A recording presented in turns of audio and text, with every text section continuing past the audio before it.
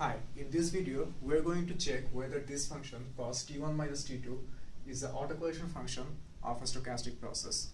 Now, one of the ways to prove that is somehow if we can find that the autocorrelation matrix of this function is a positive definite. Now, the autocorrelation of a stochastic process can be written like this.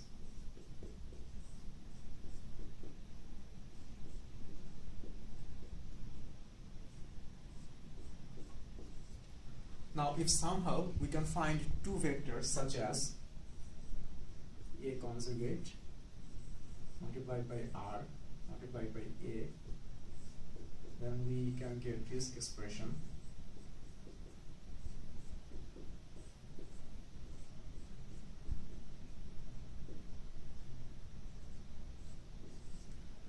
Now, if we assume this is Y and this identity as Y conjugate, what we get is the expectation of y square, which is always positive definite.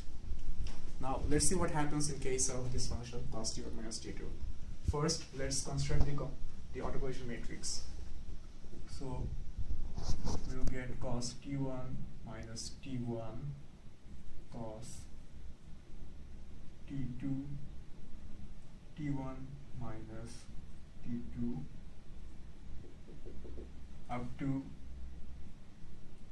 cos t1 minus tn for till tn, and similarly we'll get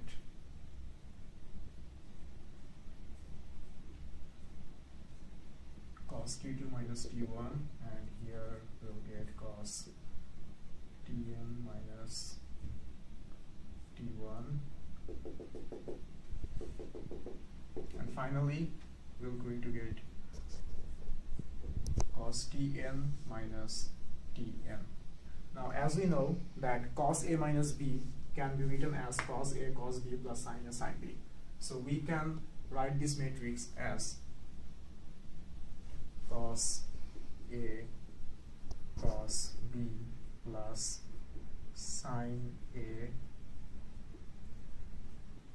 sin B. Similarly over here,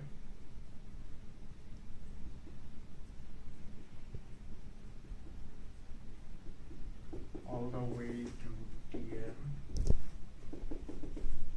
Here it will be cos tn cos t1 plus sin tn sin t1, and so on. The last entity will be cos tn into cos tn plus sin tn into sin tn. Now, if we split this matrix into two like this, taking the cosine parts, it will be cos t1 cos t1 cos t2 cos t1 all the way to cos tn multiplied by cos t1, and here cos tn to cos tn. Similarly, we can write the sine part as if we take the sine part out of this matrix, what we can get is sin t1 sin t1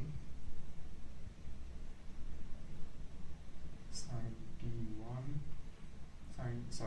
sin t2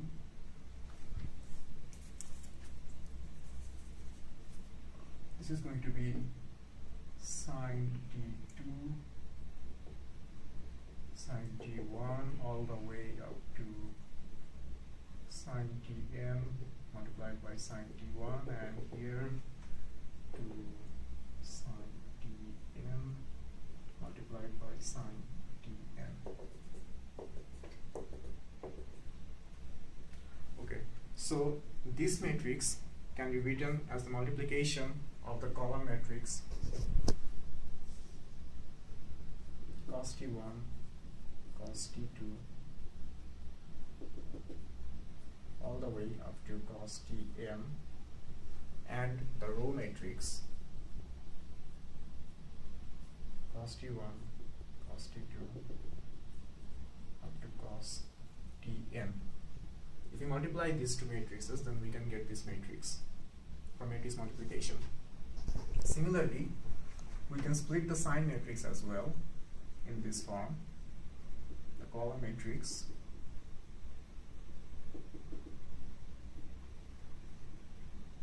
and the row matrix.